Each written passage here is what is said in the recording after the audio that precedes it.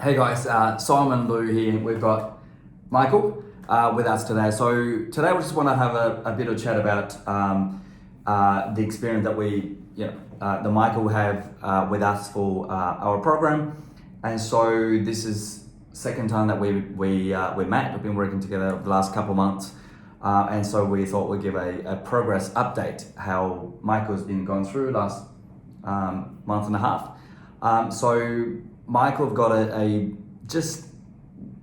really amazing experience, and so pumped for this because I think there's so much value that we can gain through this chat. And so literally Michael came to us that from a corporate, didn't have a business, thought about starting an accounting practice, doing CFO services, and we made that happen within a month. But what's amazing is he secured 2 clients, and that made him to be the first $100,000 within the last 45 days. Yeah. So far. Yeah. And we've just literally set the goals there for the next 24 months. Yeah, 24 months, trying to hit $1 million. Yeah. And I think it's realistic, it's possible. Yeah. There's some interesting ways how we can do the pricing proposition. Yeah. But it's possible. Yeah. So it's just amazing, somebody start from scratch. And then when we think about providing advisory CFO services, one is we can't get client, or we don't know how to start. What are we going to say? What are we going to offer? But more importantly, that when we get a couple of clients, we don't have more time to do more because, we're spending days and days. And so that's another problem, but we're going to talk about it and what some of the strategy we use. So really appreciate it, mate. Well, you can charge a day if you charge $1,000 per hour, but no one wants to pay you, right? So that's the problem we're all facing. I'm facing as well. Yeah. But a bit of background myself. So I haven't had any business experience. I literally quit my corporate career in last couple of months and decided to work for myself and just a lifestyle change. And I saw Simon's program. And where did you find out about me?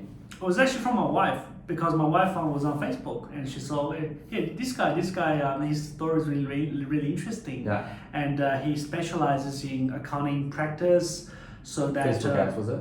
Facebook, Facebook, and so Facebook ad works. Yeah. It works. And by the way, your story is to me it was more touching than the actual ads and how much money you make for people. It's more the actual your personal honest story that inspired me, because we all go through in life and having different hurdles and we need to overcome, and it's good. It's really inspiring. But from my perspective is when I started, I'm a big believer in learn from people and not necessarily copy, but learn from the best. Yeah. And given Simon's in Sydney and he's got successful stories, I just thought, and by the way, I don't think you're charging a lot of money. From my perspective, it was good to kick off kind of having some small investment in you to understand what I need to do to have a structured program. Yeah. What I was looking for is a structured program. Got it. Let's talk about maybe just introduce you, like what you do and who you help to the audience. Yeah, so I think you helped me to map out as well. You helped me to kind of led me to what I need to do. So I focus on CFO advisories, but CFO advisory is quite a general term. I really do everything from bookkeeping to the high end, which is board meetings, strategies. And also my specialities, I guess my skill set is work on merger and acquisition as well. So it covers all the full spectrum. Yeah, cool. So we've sort of niched down to that software, like IT based. That's where we currently at, and that's how we land the client. Yeah. And do you want to share, I guess, from you what sort of problem you were facing before you joined the program? So one problem was I was still having an employment mindset. By employment mindset is my quotation was how much charge per hour or per month, right? Or the only difference is I get charged per hour rather than an employment contract. Yeah. So it was relatively okay to get clients, and it wasn't that easy to get clients too. But I followed your LinkedIn message, sales by chat, and also the focus on how to do the value proposition to convince people that So the key problem was pricing. I'm trying to understand. So pricing. pricing and finding clients. Okay, Yeah, cool. which is I think most people's problem. Yeah. And so how would that problem really be like? Was that really the problem? What would that really mean? Like for me, the problem is I just don't know how to solve the problem. Like as in, I have a solution, but then I realize my solution is, well, I just charge a lower rate to get a job. But then that's not really a solution. Yeah. Yeah. Yeah. Or Cool. the correct solution. Yeah. All right. Well, that's maybe share some tips, Yeah. strategy to the Yeah. audience if we can. So Yeah. we focus on 3 areas. That's attract, convert, deliver. How to get leads, how to convert leads to stranger paying client, and how to deliver services that is deliver result but charge a good fee, and we have more a whole bunch of fun and time to be able to do that. So let's focus on number 1, attraction and marketing. Yeah. Do you want to share, your thoughts about how you learn and what's valuable to the audience? Yeah, so for me personally is I saw all the videos you've done, pick a niche. So I did pick a niche, which is my niche is softwares, IT startups and tech, which is my passion anyway. Yeah. So it kind of aligned, it allowed me to invest my time to read the books but also really just focusing on that area. And once I've done that, I start getting on the LinkedIn, join a lot of the different LinkedIn groups. Yeah. Start talking to the founders and also just getting on and having coffees and stuff really worked, really clicked. And I found that the preparation was really important for me personally, was actually understanding before I actually go pitch it, so that you're talking their language. Got it. Yeah. Cool. So pick a niche, focus on the right language. Yeah.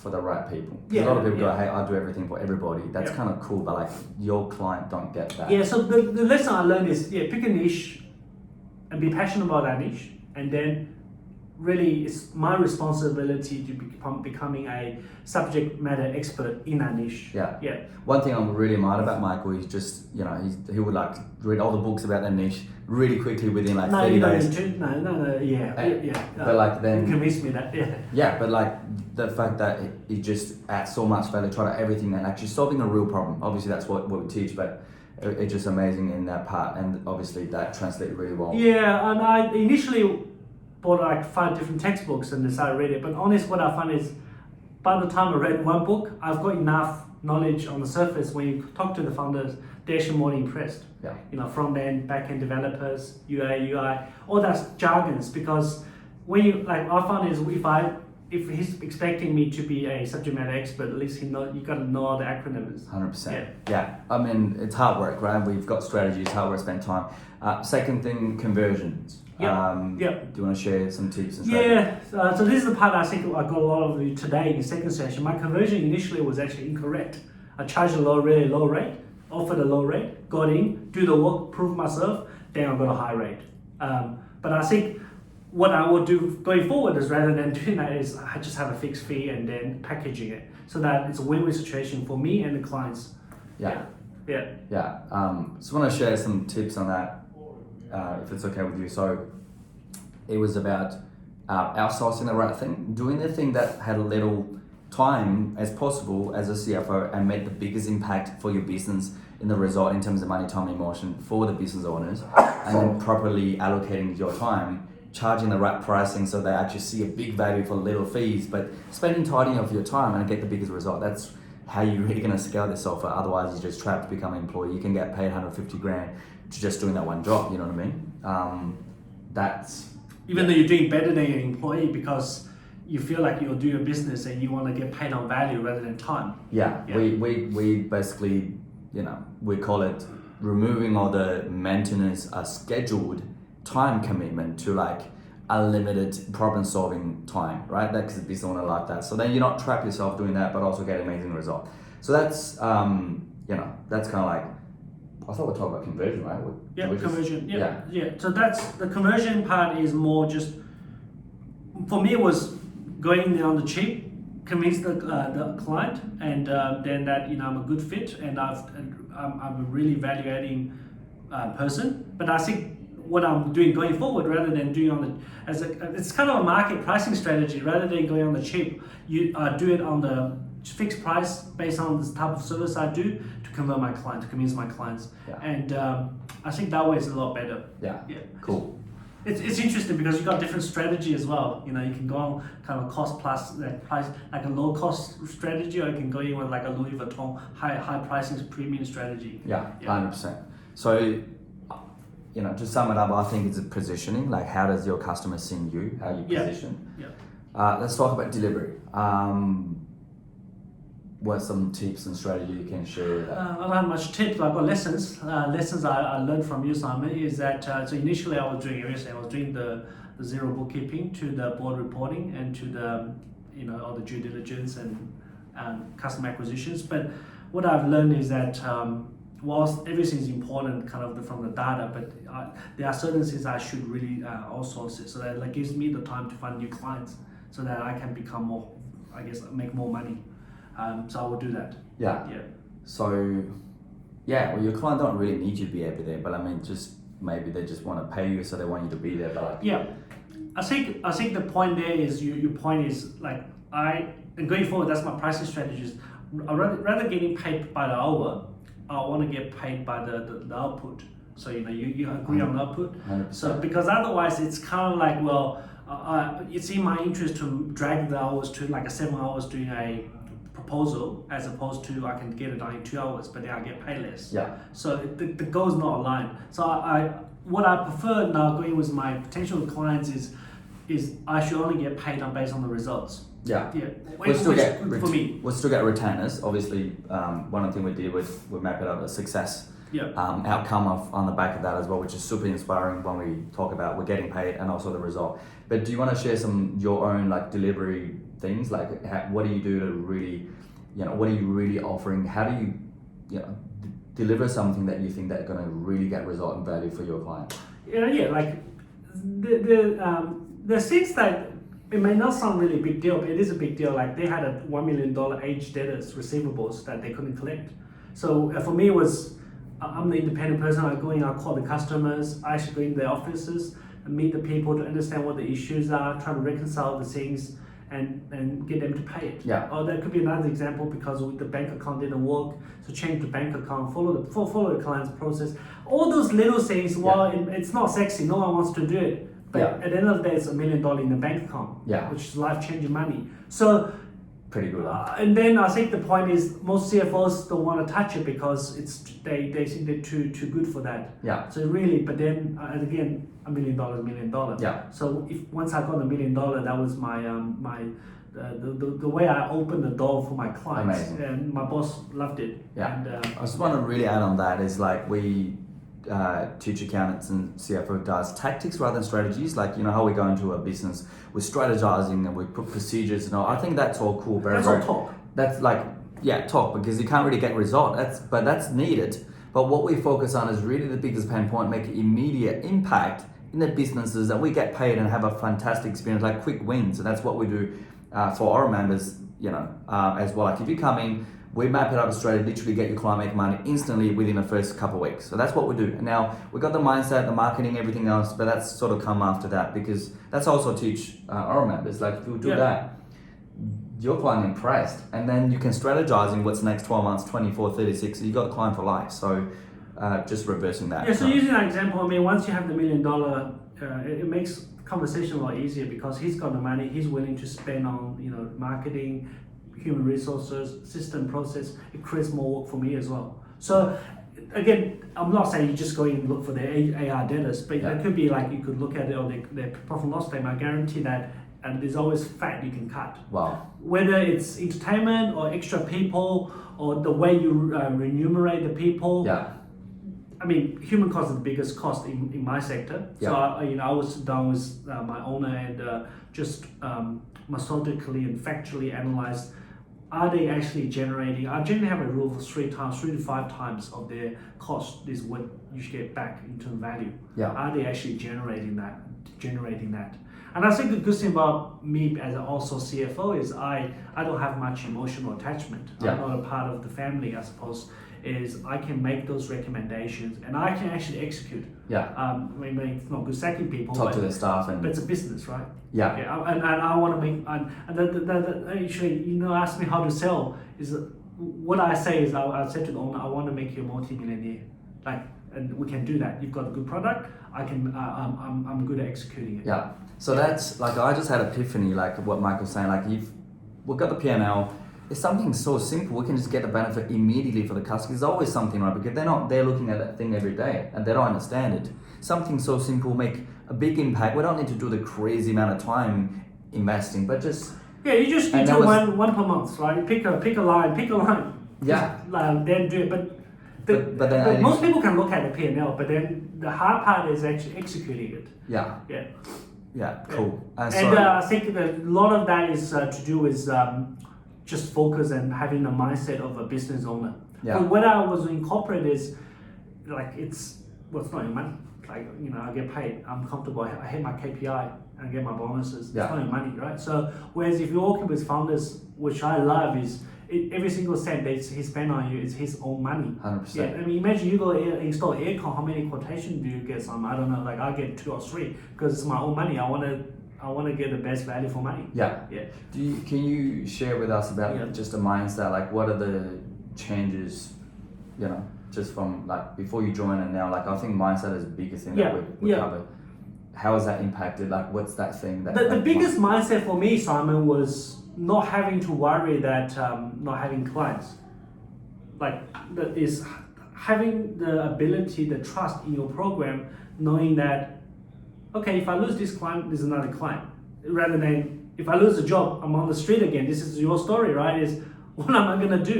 And the best part of going to business is having not unlimited, but have a abundant supply of fish in the sea. Is that you can, as long as you work hard enough, Yeah. you can get a client. Yeah. It's so much more better than totally relying on one boss who you may or may not like. Yeah. Yeah.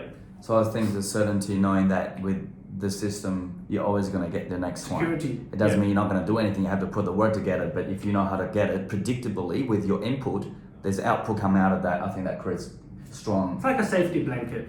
Yeah. Yeah. That's amazing, man. So, what's the best part of this program like? The best part is I know you probably don't like me to say that, but is I know you want to make sure people get done in 60 days, but I found you actually really emphasize because people have different life commitment and stuff, and you let them to do your own pace. Yeah. To a certain extent, right? Yeah. But the program is also it's not a prescriptive program. It can be if you want to be. It's all there for you. Like you share all your videos and stuff. So like for me those videos are really, really good. I loved it because it gives me some ideas on how I can do it. Yeah. And it's kind of gave me a key to open the door. Yeah. Yeah.